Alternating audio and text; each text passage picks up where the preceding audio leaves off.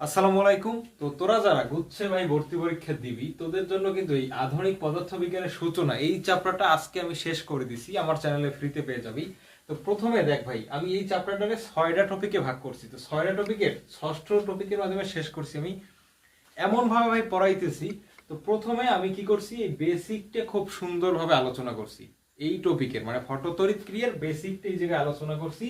তারপরে এই ফটোতড়িৎ ক্রিয়ার আন্ডারে যে ইউনিভার্সিটি কোশ্চেন গুলো আছে সেগুলো আমি সলভ করাইছি।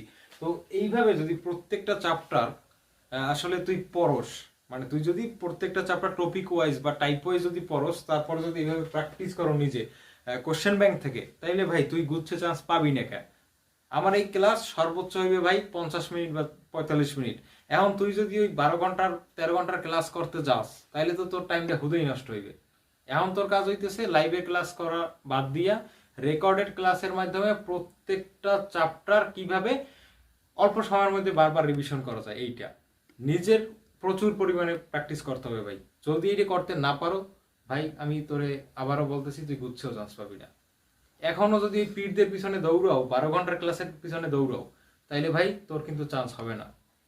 তোর এখন একমাত্র কাজ হইতেছে ছোট ছোট ক্লাসের মাধ্যমে বা অল্পের ভিতরে কিভাবে চ্যাপ্টারটা তোর কাভার করা যায়, তারপর তোর নিজের প্রচুর পরিমাণে প্র্যাকটিস করতে হবে। তো আমার চ্যানেলের সাথেই থাক তোরা।